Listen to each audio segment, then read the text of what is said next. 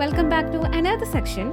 In this section, we are discussing about microbiology hot topics. Let's start. First, let's see the major discoveries in microbiology.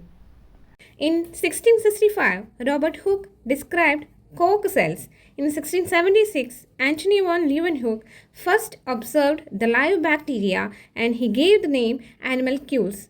In 1906, Edward Jenner made the first vaccine for smallpox. In 1857, Louis Pasteur disproved spontaneous generation. In 1876, Robert Koch introduced Koch's postulates linking microbes to disease. In 1884, Hans Christian Gram introduced the Gram strain classification. 1892, Dmitry Ivanovsky discovered viruses. 1928, Alexander Fleming discovered penicillin. 1953, the DNA structure was identified. In 1977, Carl Woese discovered archaea.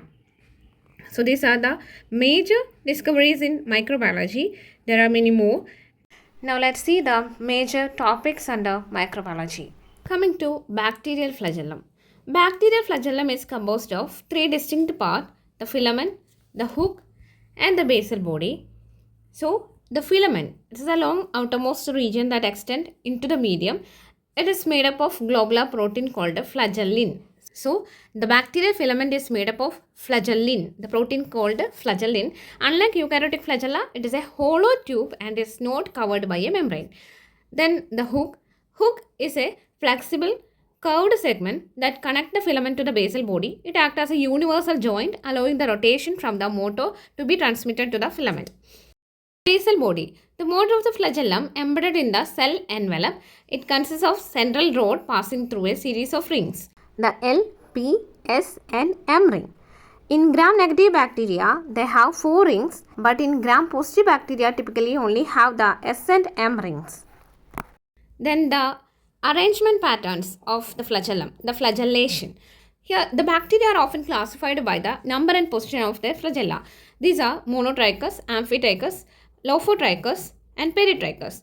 Monotrichous means a single flagellum at one pole. Example is Vibrio cholerae. And amphitrichous, single flagella at both poles. Lophotrichous means a tuft or a cluster of flagella at one or both poles.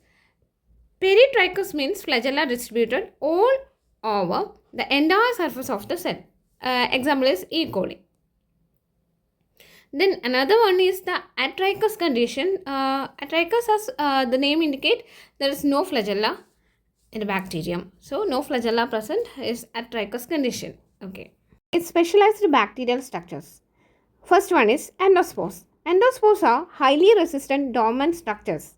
It's normally seen in gram-positive bacteria. Example, it is produced by Bacillus and Clostridium.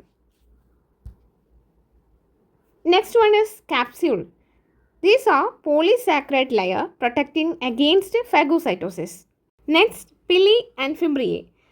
Pili helps in conjugation, that is, it forms the sex pili. Then fimbriae. Fimbriae is for attachment. These are flagella-like structures helping in adhesion.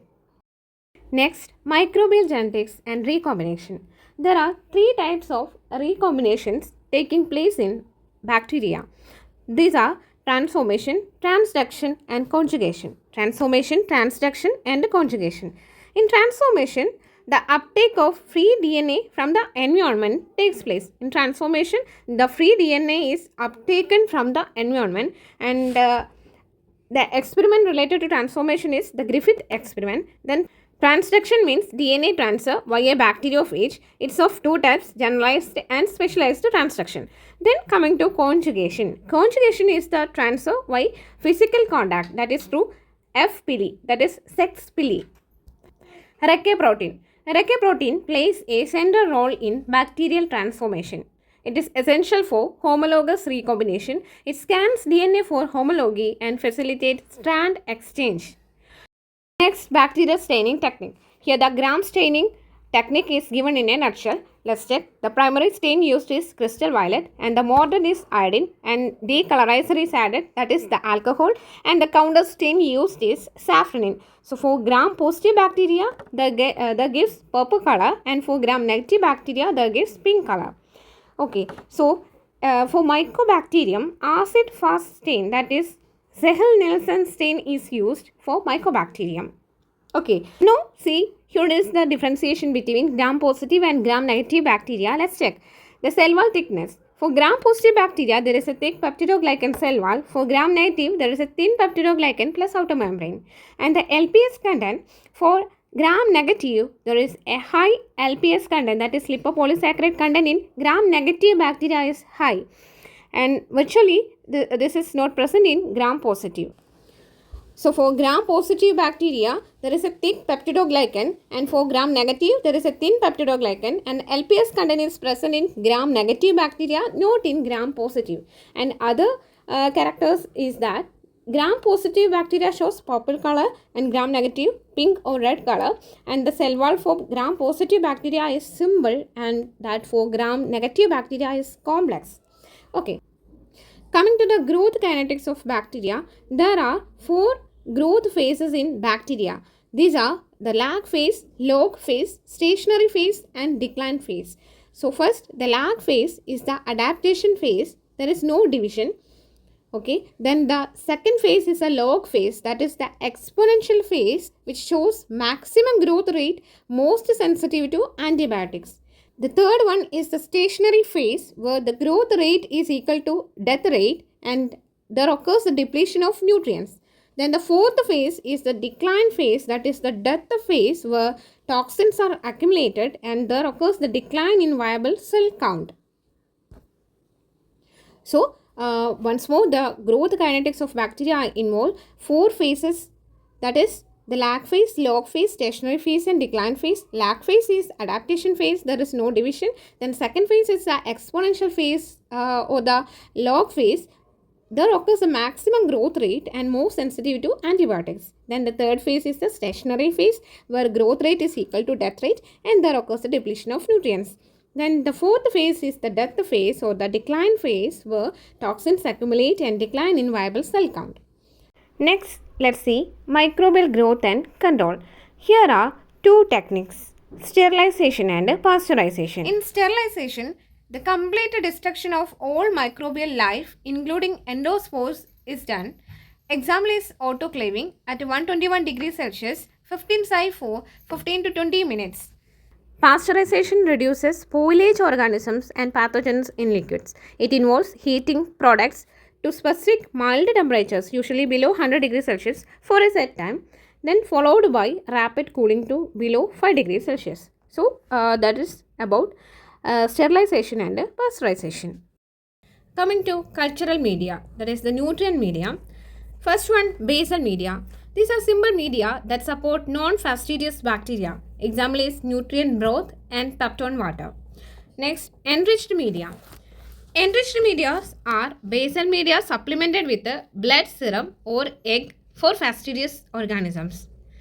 Example is blood agar, chocolate agar. So, basal media is simple media that support non-fastidious bacteria, and enriched media is the basal media supplemented with blood, serum or egg for fastidious organisms. Example, blood agar, chocolate agar. Next, selective media. Selective media contains inhibitory substances that suppress unwanted microbes and encourage desired ones. Selective media contains inhibitory substances that suppress unwanted microbes and encourage desired. Example is McConkey agar for gram-negatives and mannitol salt agar for staphylococci. So, selective media contains inhibitory substances that suppress unwanted microbes and encourage desired ones. Example is McConkey agar for gram-negatives and mannitol salt agar for staphylococci. Next, transport media used for delicate specimens that may not survive transit. Example, Stewart medium. So, Stewart medium is an example for transport media. It is used for delicate specimens that may not survive transit. Then, anaerobic media.